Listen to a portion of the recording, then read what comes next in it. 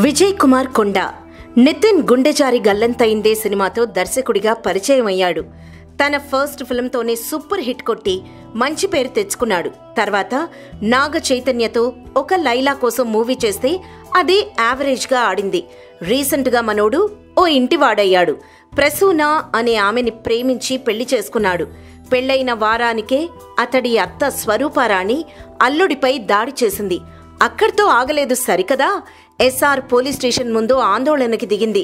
స్వయంగా కన్నతల్లే దాడి చేయడంతో ప్రసూన కూడా పోలీసులకు కంప్లైంట్ చేసింది.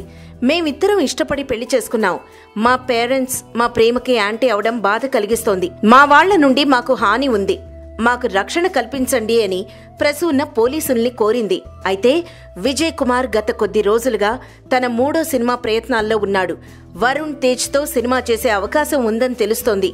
Please subscribe. Please do subscribe. Please subscribe. Do subscribe. Please subscribe. Please subscribe. Please subscribe to TFC Media YouTube channel.